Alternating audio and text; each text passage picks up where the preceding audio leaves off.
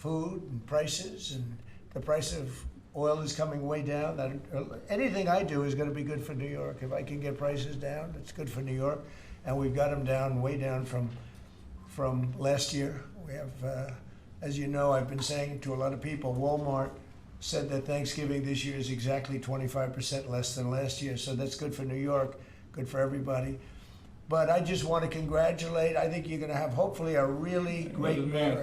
The better he does, the happier I am, I will say. There's no difference in party. There's no difference in anything. And we're going to be helping him to make everybody's dream come true, having a strong and very safe New York. And congratulations, Mr. Mayor. Thank you, Mr. President. Thank you. I appreciated the meeting with the President, and as he said, it was a productive meeting focused on a place of shared admiration and love, which is New York City, and the need to deliver affordability to New Yorkers, the 8.5 million people who call our city their home, who are struggling to afford life in the most expensive city in the United States of America.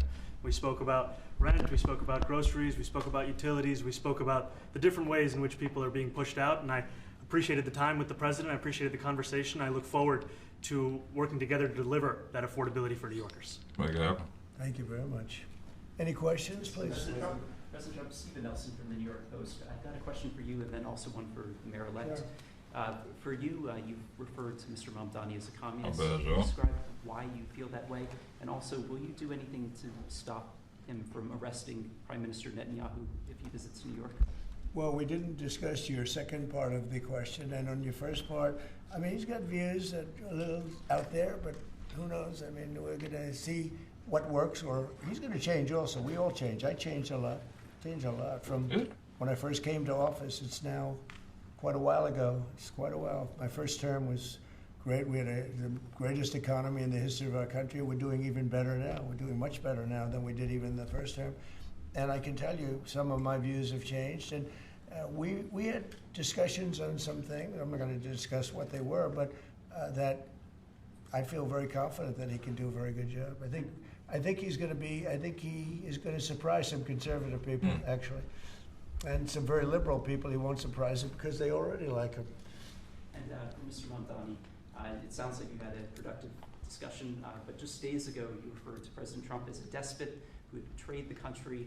You said you'd be his worst nightmare and accused him of having a fascist. All that shit changed when you're in the building, man. Are you planning to retract any of these remarks? All those shit changed when you're in the building. Relationship? I think both President Trump and I, we are very clear about our positions and our views, and what I really appreciate about the President is that the meeting that we had focused not on places of disagreement, which there are many, and also focused on the shared purpose that we have in serving New Yorkers. And frankly, that is something that can transform the lives of the 8.5 million people who are currently struggling under a cost of living crisis, with 1 in 4 living in poverty. And the meeting came back again and again to what it could look like to lift those New Yorkers out of struggle and start to deliver them a city that they could do more than just struggle to afford it, but actually start to live in it. And I've been called much worse than a despot, so it's not that insulting. Maybe I think he'll change his mind after we get to working together. Yes, please. Mr. President, Anthony Marshak from MTV Lebanon. I would like to ask you a question about the Middle East regarding, you did said that Hezbollah in Lebanon is not in a good position. And Lebanon now is the final unresolved after Gaza and Syria. Given your assessment, like, what do you say for the Lebanese today? It's the Independence Day in Lebanon. And what is your next move to push toward disarmament? The disarmament of Hezbollah. Well, we are pushing for total disarmament of Hamas and, frankly, everybody else. And we actually have peace in the Middle East. As you know, the King of Saudi Arabia just left yesterday. We had some great meetings, and he's made a contribution toward the United States of more than $1 trillion. Now over $20 trillion coming in. No country has ever had anything like that, not even close. If you go to 2 trillion or 1 trillion, it's a lot. We have 20 or $21 trillion. I think that Hezbollah has been a problem in Lebanon, big problem. We're working with Lebanon. We're working with everybody in the Middle East. That's another thing I think we have in common. We want to see peace in the Middle East, and we actually have now, for the first time, peace in the Middle East after 3,000 years. And now we're going to refine it, and I think you're going to see some very positive things happen. There is a potential to invite the Lebanese president to meet you to the White House. I would do that, absolutely. And if the mayor would like to be here for that meeting, because I know he feels very strongly. I think you feel very, very strongly about peace in the Middle East. I think We desperately want it, and that's something that I shared with the president, that when I spoke to New Yorkers who had voted for the president last November on Hillside Avenue and Fordham Road, I asked them why. I heard again and again two major reasons. One was that they wanted an end to forever wars. They wanted an end to the taxpayer dollars we had funding violations of human rights, and they wanted to address the cost of living crisis. And I appreciated the chance to discuss both of those things. I love a this lot of for my real. voters actually voted for him, and One in 10. I'm okay with that. I love that shit for real. I'll do that. I'll sign it. Give it to me. I'll sign it in a minute. That's pretty good. Mr. President, you've threatened to send federal troops to New York City. You both have differences when it comes to ICE agents in New York City. Mr. Mamdani, you've called ICE a rogue government entity. I wonder how you reconcile your differences on both of those issues. Well, I think we're going to work them out, and I think that if we have known murderers and known drug dealers and some very bad people, you know, we want to get them out. And the mayor wants to have peace. We discussed this at great length, actually, maybe more than anything else. He wants to have a safe New York. Ultimately, a safe New York is going to be a great New York. It's not safe no matter how well we do with pricing and with anything else. We can talk about anything you want. If you don't have safe streets, it's not going to be a success. So we're going to work together. We're going to make sure that if there are horrible people there, we want to get them out. I think he wants to get them out maybe more than I do. So we'll work together. We discussed it at great length. Yes, please. Yeah, two questions, if I may. One for you, Mr. President, on BBC in a second. But first of all, for the mayor-elect. You're both from different parts of the political spectrum. You're both populists, though, and I just wonder to what extent the president's campaign style, his techniques, his social media use inspired any part of your campaign. Well, I actually told the president that, you know, so much of the focus of our campaign has been on the cost of living crisis. And when we asked those New Yorkers who had voted for the president, when we saw an increase in his numbers in New York City, that came back to the same issue: cost of living, cost of living, cost of living. And they spoke about the cost of groceries, the cost of rent, the cost of Con Ed, the cost of childcare. And too often politicians are looking to lecture to New Yorkers what they should care about as opposed to listen. And when we spoke to those voters who voted for President Trump, we heard them speak about cost of living. We focused on that same cost of living, and that's where I am really looking forward to delivering for New Yorkers in partnership with the president on the affordability agenda. This is great to see. I think love we have this. to work a little bit. We talked about Con Edison. We have to work a little bit on getting the prices because, you know, we've gotten fuel prices way down, but it hasn't shown up in Con Edison. And we're going to have to talk to them. You know, if we're sending them fuel at a much lower price than it was a year ago, which is true, we have to get Con Edison to start lowering their rates. Absolutely. And if I may, last week you told me you were pushing ahead with your plans to sue the BBC for up to $5 billion. You're going to speak to Prime Minister Starmer as well. Is there any progress or any updates on those issues? Well, we get along very well with the Prime Minister. We made a deal with UK. I like him. He's a fine person. And, you know, I think they have some big energy problems. You know, they've got windmills all over the place. They're going to have to start using other methods because their energy is out of control. Talking about in the UK, it's out of control. And he's got that problem. He's got a big immigration problem, as you know, and he's got a big energy problem. And we talk about it. He's a good man. Prime Minister's a good man. You have a chance to speak this week. I haven't spoken this week. Mr. President, have you spoken to President Zelensky, or do you intend to meet with him? President Zelensky, about your plan? Are you going to meet with him? I've spoken with their people. We have a plan. It's horrible what's happening. It's a war that should have never happened. It would have never happened if I was president, and it's a shame. And I thought they should have acted quicker. But it's a cold winter, and a lot of the you talk about utilities, but a lot of the big energy-producing plants have been under attack, to put it mildly, to put it nicely. Yeah, we have a way of getting peace, or we think we have a way of getting peace. He's going to have to approve it. Just so sad, so many people. You know, last month they lost 25,000 soldiers. This is something, we haven't seen anything like this since the Second World War. And they're averaging 6,000 or 7,000 a week between the two of them, dead soldiers.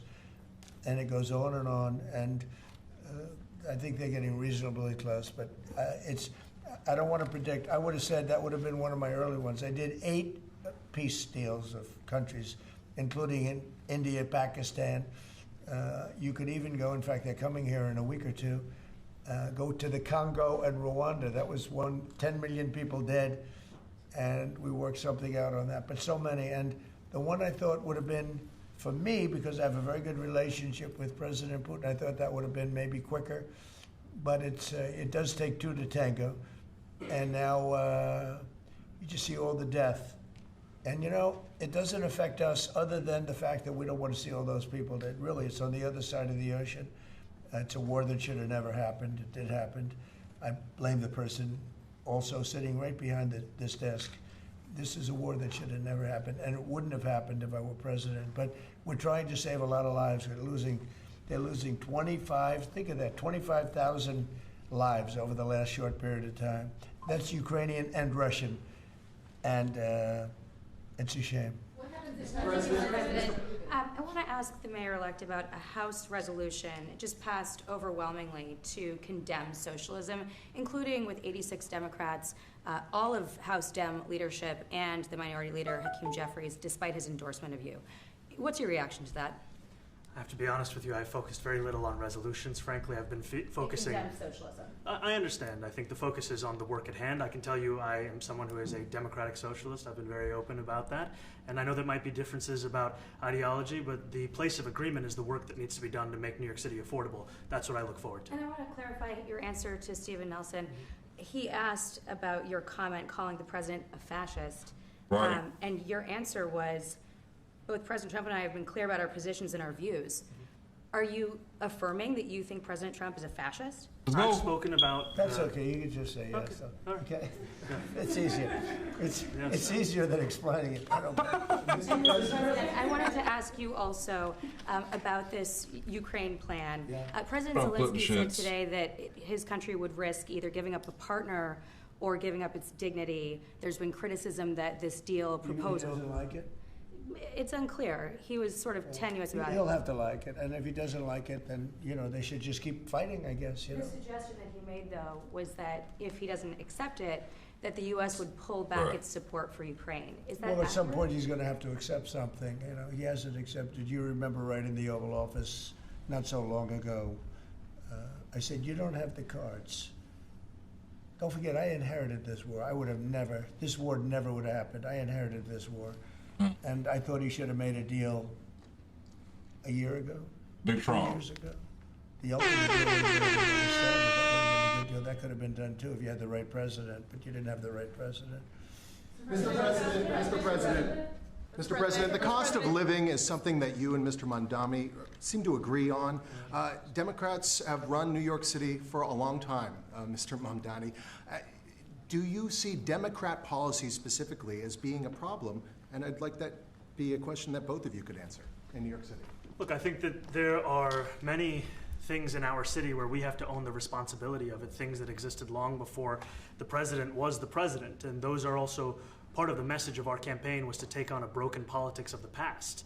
And I ran against a number of candidates who represented different versions of that past. And what we found time and again is that working people were left behind in the politics of our city. And what we're looking to do is put those people right back at the heart of our politics so that we don't have a situation where we're in the wealthiest city in the history of the world, and yet 1 in 5 can't even afford $2.90 for a Metro card. Mr. Mamdani. We had some interesting conversation, and some of his ideas really are the same ideas that I have. But a big thing on cost, the new word is affordability. Another word is just groceries. It's sort of an old-fashioned word, but it's very accurate. And they're coming down high. They were, we had, both of us, we had the highest inflation in the history of our country the last 4 years under the Biden administration. And we've got inflation down now to a normal number. It's going to go even a little bit lower than that. Katie, do you have something in the back? Mr. President, thank you so much. Mr. Mamdani often talks about New York City being covered by international law, that they will follow international law. Doesn't often talk about the U.S. Constitution. What is your response to that? Well, I don't know what you're referring to in terms of it can be covered by international law, local law. It's covered by a lot of laws, but it's covered by U.S. law. Are you referring to anything in particular? He just says that they're a city that endorses and enforces international law. Is that at odds with No, U.S. I don't law? know. Would you want to Do you want to respond to that? I think what I've shared with the president is our desire to not only follow the laws of our own city, laws that protect New Yorkers, but also a desire for consistency in our politics across the board. And that's something that we've talked about and something that I know many New Yorkers want. Will you work with ICE? Will you work with ICE then? We discussed ICE and New York City, and I spoke about how the laws that we have in New York City allow for New York City government to speak to the federal administration for about 170 serious crimes. The concerns that many New Yorkers have are around the enforcement of immigration laws on New Yorkers across the 5 boroughs, and most recently we're talking about a mother and her 2 children, how this has very little to do with what that is. Mr. Mamdani, What we did is we discussed crime. Oh. More than ICE per se, we discussed crime. And he doesn't want to see crime, and I don't want to see crime. And I have very little doubt that we're not going to get along on that issue. He wants to, and he said some things that were very interesting as to housing construction, and he wants to see houses go up. He wants to see a lot of houses created, a lot of apartments built, etc. And you know, we actually people would be shocked, but I want to see the same thing. Mr. Mamdani, anti-Israel protesters. Yeah, Mr. President, I wanted to know one of the policies as well that Mayor-elect Mamdani talked a number of times about on the campaign was shifting the tax burden for property taxes from what he called minority communities to white-based communities and putting more taxes on white people. I also noticed that in your acceptance speech you didn't mention anything about America or Christians or white people. They're friendly. Look at them. So I didn't know if that was one of the policies that you guys had spoken about. We focused on affordability. We focused on the cost of living crisis. What I will say is that I am very much interested in property tax reform because what we see right now in New York City is a system that is so inequitable that it can't even stand up in court. And the president and I spoke about the importance of not only building more housing, but also making sure that regulation of housing is something that is manageable to actually get through and not the cause of yet another weight that we see in our But to city. be clear, you're continuing this idea of race-based property taxes. No, to be very clear, That's what you said. no, Yes, it is. the use of the term was a description of neighborhoods, not a description of intent. So you intend to tax the whiter neighborhoods more? No, we intend to create a fair property tax system because we want a New York City that is not only fair and equitable, but also one that every New Yorker can afford. Mr. Mamdani, anti-Israel protesters is part of Please, go ahead. Mr. Mamdani, anti-Israel protesters just targeted a synagogue in New York. Are you concerned about Jewish New Yorkers feeling welcome and safe in the city? And President Trump, you've threatened to cut off federal funding to New York City. What policies would prompt you to do that? Would that be city-run grocery stores? Would it be something else? y'all. Well, I think if we didn't get along, whether it's cut off or just make it a little bit difficult or not give as much, we want to see, I use the term, we don't want good money going after bad, and we don't want that to happen. I don't think that's going to happen. I did say, subject to what policies are being said. We had a meeting today that actually surprised me. He wants to see no crime. He wants to see housing being built. He wants to see rents coming down, all things that I agree with. Now, we may disagree how to get there, rent coming down. I think one of the things I really gleaned very, very much today, he'd like to see him come down, ideally, by building a lot of additional housing. Yeah. That's the ultimate way. He agrees with that, and so do I. But What are we talking if I about? read Bipartisan, people? newspapers and the stories, I don't hear that. But I heard him say it today, and I think that's a very positive step. No, I expect to be helping him, not hurting him. A big help, because I want New York City to be great. Look, I love New York City. It's where I come from. I spent a lot of years there. Now I'm right here. I love people too, Jewish people. All We took a big setback with the mayor that we had, named de Blasio. I thought it was a tremendous setback for the city. I think this mayor can do some things that are going to be really great. Mr. President. Sorry. Thank you, Mr. President. How about you? Go ahead. Thank you, Mr. President. You're a billionaire. You have a different address nowadays than you used to, but you used to call New York City home. Would you feel comfortable living in New York City under a Mamdani administration? Yeah. Oh, big question. Especially after the meeting. Wait, Absolutely. what? What makes you comfortable? Let's switch the camera. We agree on a lot more than I would have thought. I think I want him to do a great job, and we'll help him do a great job. He It may looked like have Hamilton different sold views, out for real. But in many ways, we were discussing when Bernie Sanders was out of the race, I picked up a lot of his votes, and people had no idea because he was strong on not getting ripped off in trade and lots of the things that I've practiced and been very successful You see tariffs, it, man. a lot of things. Bernie Sanders and I agreed on much more than people thought. And when he was put out of the race, I think quite unfairly, if you want to know the truth, many of the Bernie Sanders voters voted for me. And I felt very comfortable, frankly, in seeing that and saying that. And, you know, it just turned out to be a statistical truth. But no, I feel very comfortable. I would feel very, very comfortable being in New York, and I think much more so after the meeting. Yes, please. Thank you, Mr. President. I have a question for you, but a very quick one for the mayor. Trump Why 100 did you numbers. I fly appreciate here y'all tapping in on for real. train screener? I will use every form of transit, and I want to make sure that they're all affordable in New York City, and that's why making buses fast and free is a centerpiece of our campaign. Did you? There is a bus that Well, goes. but I know, but if he flew, that's a lot quicker too. Y'all keep this camera straight. You know, I mean, he's keep working that very right. hard. My bad, y'all. For him to be, that's a very long drive. I'll stick up for you. You know, the plane takes you 30 minutes and driving takes you a And long Mr. time. President, I was wondering if you could clear up some confusion around a Washington Post report. There was this explosive report that the Coast Guard is no longer going to characterize swastikas and nooses as hate symbols. DHS called that a lie and fake news. Can you clear up? I don't know anything about it. When was this written? I think yesterday. Well, look, the Coast Guard's an incredible group of people. I know them very well. We just ordered a lot of new Coast Guard cutters. Beautiful, the most magnificent ship. They look like yachts with lots of guns on them. Yes, nigga. So I don't know. I haven't seen any report like that, but certainly we want them to remain a great force, and they are. You are a peacemaker, and you did a peace in all the 9 months around the world. I would like to ask Mr. Mamdani, you've accused the U.S. government of committing genocide in Gaza while President Trump was working on peace. Why that? I've spoken about the Israeli government committing genocide, and I've spoken about our government funding it. And I shared with the president in our meeting about the concern that many New Yorkers have of wanting their tax dollars to go towards the benefit of New Yorkers and their ability to afford basic dignity. And what we see right now is we're in the 9th consecutive year of more than 100,000 school children being homeless in our city.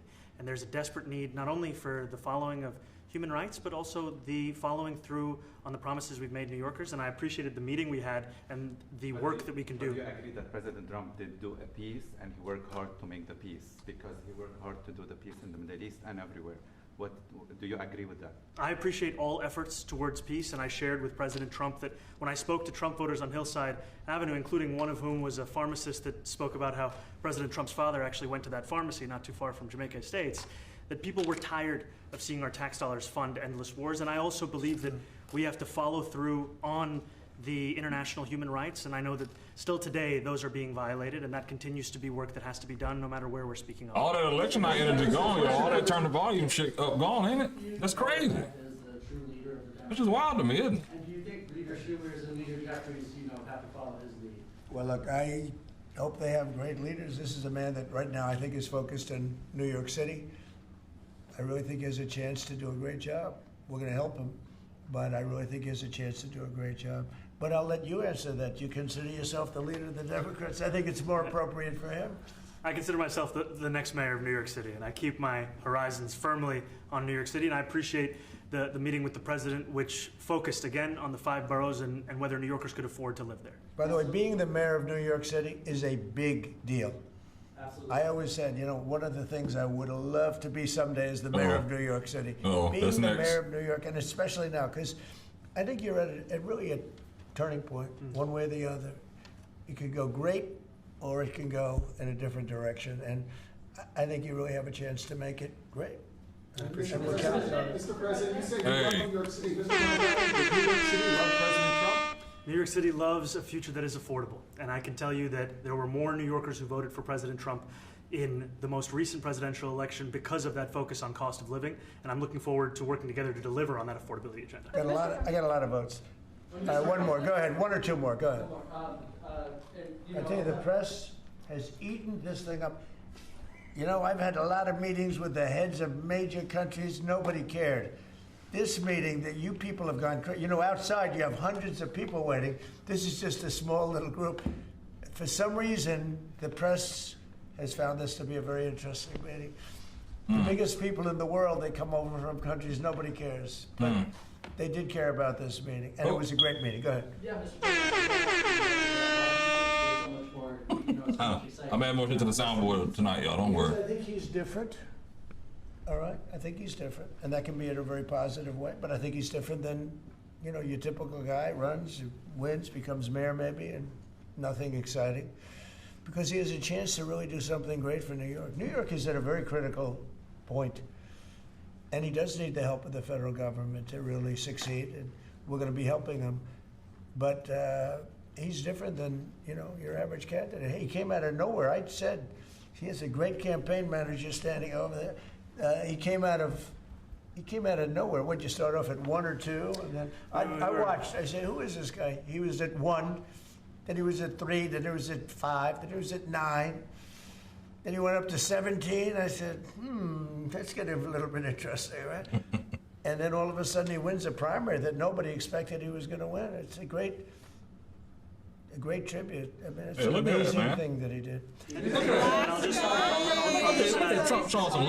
add one thing to what the president said. Is one thing I also appreciated is in our meeting to appreciate a portrait of FDR and the incredible work that was done with the New Deal, and also in thinking about what it can look like when the federal government and New York City government work together to deliver on affordability. It can be transformative.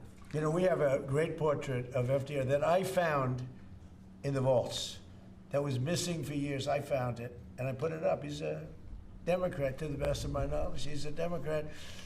And when the mayor saw that portrait, he said, "Sir, do you mind if I have a picture taken by that portrait?" It's an amazing portrait. I hope the picture comes out good. But it's an amazing portrait in the cabinet room. So he's a big fan of the New Deal, I guess, and of FDR. Yes, ma'am. Thank you, Mr. President. You said that you both spoke about crime. There are many police officers set to come off the rolls at the end of this year in New York City.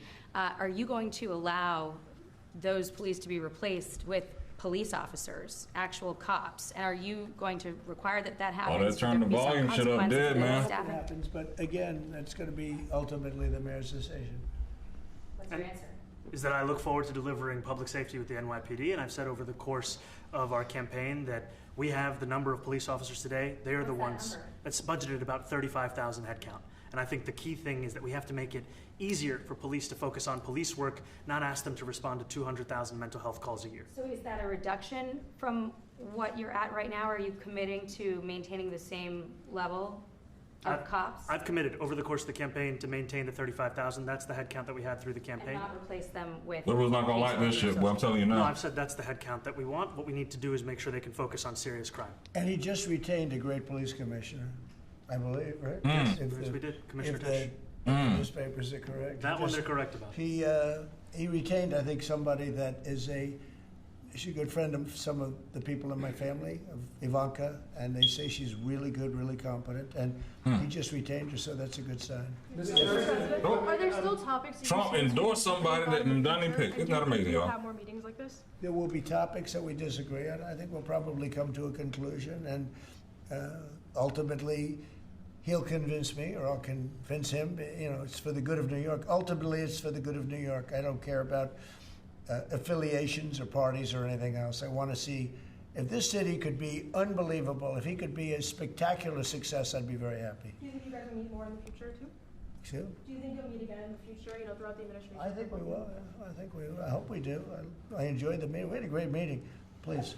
Mr. President, Republican Elise Stefanik has campaigned multiple times by calling Zoran Mamdani a jihadist. Do you think you're standing next to a jihadist right now in the Oval Office? No, I don't, but she's out there campaigning, and you say things sometimes in a campaign.